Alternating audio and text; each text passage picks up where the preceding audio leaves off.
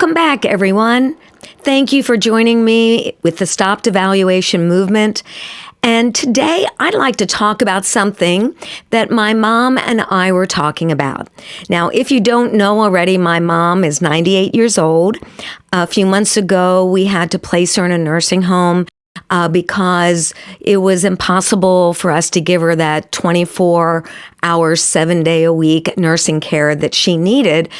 But my mom is so sharp intellectually. Her memory is amazing.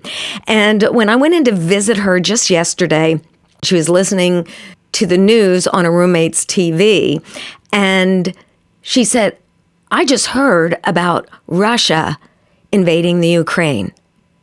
She says, "Melody, why can't we all just get along?" Now, you've got to think about this, because not only is that a very simple principle, it is a doable principle. It's a choice that every person can make, from the family unit all the way to the highest level of every nation on the planet. It's easy to understand, but it seems like it's been impossible for everyone to apply it. And when you think about the perspective that my mom comes from, think about this. She is 98. She was born in 1923. She lived through the Great Depression. She was married at 18 years old, and within 2 years, her first husband was killed at the Battle of the Bulge. And here she was, a widow who had one child and was 9 months pregnant with her second child. She married my dad, who also served in the military, and he was at Pearl Harbor during the attack from Japan. She lived through so much fear. She lived through the death of 2 husbands. She lived through the experience of being a single mom. She lived through raising those 2 kids until she married my dad and then had 3 more children. And after just 18 years of marriage, my dad died. And I'm really too young to really remember him that much. But this has been my mom's life. But still, she has a mindset that is not driven by woe is me, everything's falling apart, I've got to blame everyone and everything for the situations of my life. She just rose up with a resiliency. She built her own home at about 23, 24 years old, going out with her sister. They were chopping down trees, they had them cut, and they were building their own homes. Just amazing, the resiliency in this young woman. Now she looks and she can't figure out why our world is responding the way it is. She's witnessing so much division, even within our own government, where at once there were different parties, but they were still united in purpose. They just went about it with different methodologies. But now she sees like almost a war within the government. She's seeing the great divides in the land. She's seeing the division within relationships, and where people have very little tolerance for someone that has a different opinion, has a different religion, is prejudiced or walks in prejudgments, that refuses to love unconditionally, but just try to find everything wrong with someone else that they can. She struggles seeing the violence that is taking place, not just in the United States, but globally. And we just began to talk about the solutions. And I realized as I was talking to my mom, I think I'm a chip off the old block, or an apple that hasn't fallen far from the proverbial tree, because everything inside of me wants to stop devaluation.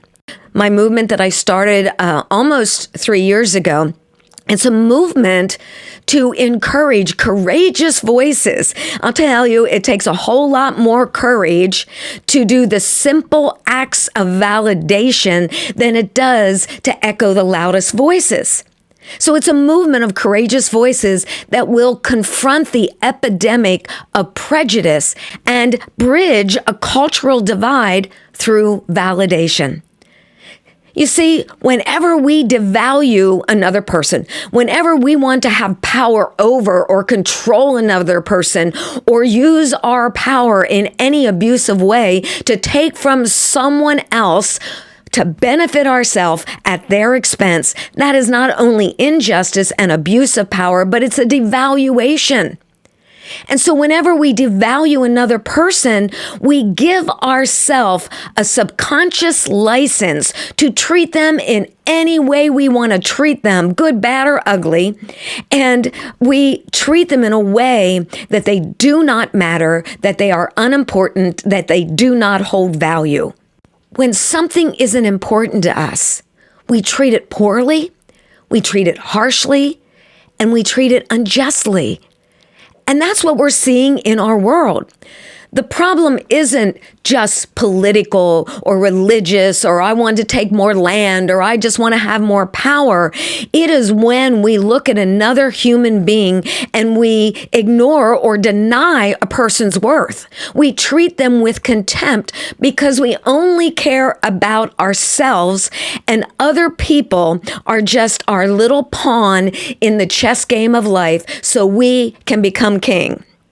You know, we don't realize, even on a smaller scale, that every simple little thought, mindset, or habit, or action, whenever it has a damaging or a prejudicial or bias or stereotypical way of thinking, it might seem small.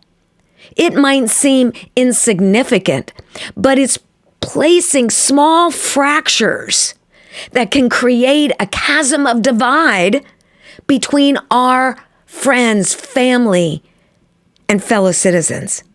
We find that friends and neighbors can become enemies very quickly when they take and give permission to exploit one another's weaknesses, to exploit their differences, and every single time we do it, we just cause pain. I have no power over someone else. I don't have power over nations.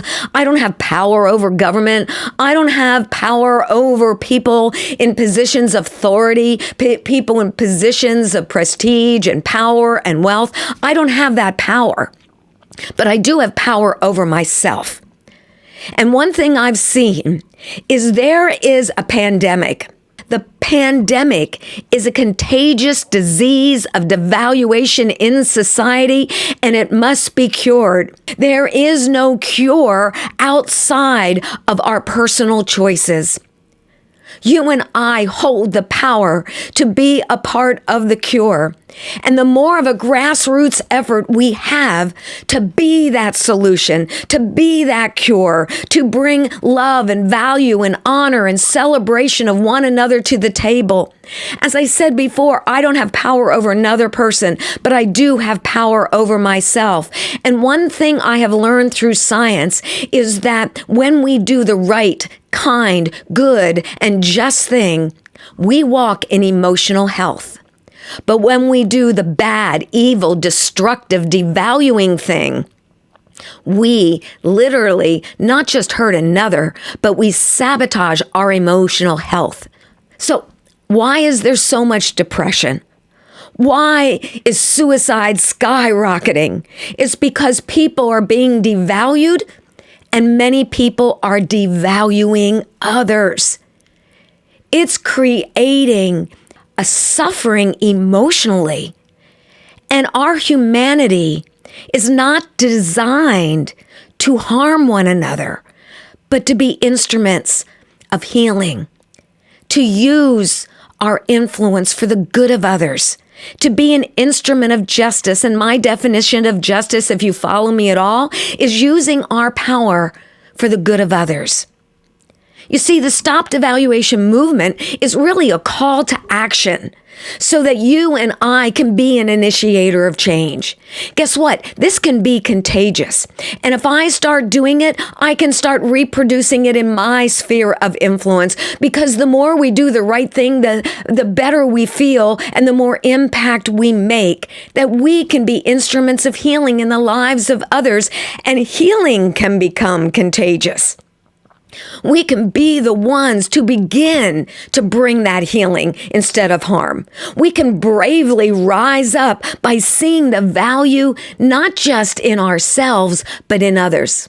Because the fact is, when I can see value in me, I'll see it in you. And so much devaluation is taking place because individuals cannot see value in themselves.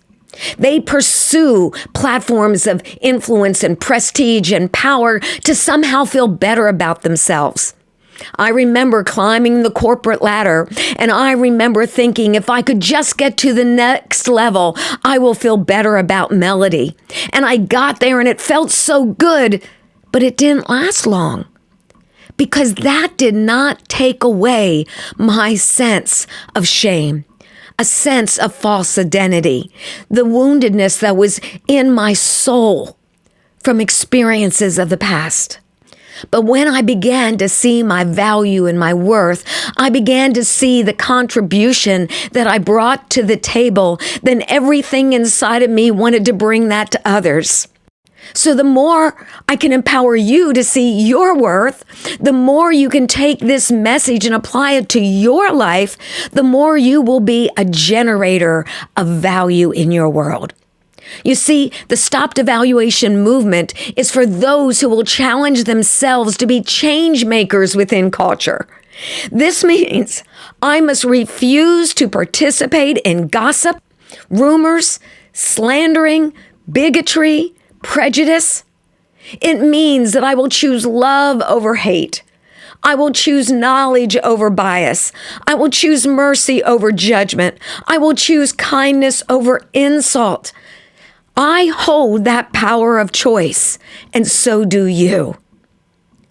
It means that I believe and speak the best of everyone, and I confront those who do harm in healthy ways. These powerful choices will change us from the inside out. I've learned it's not what happens to me, it's what happens in me.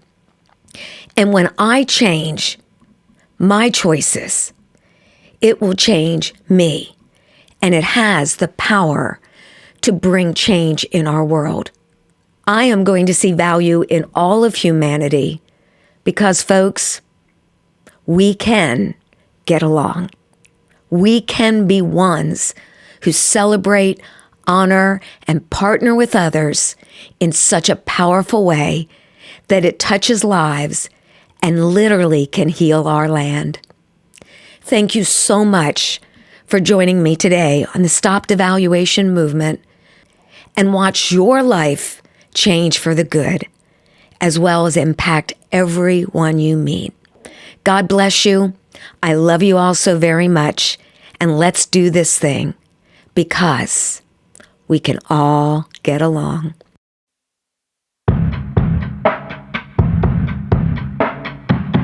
I want to thank you for listening and encourage you to become a part of the Stop Devaluation movement.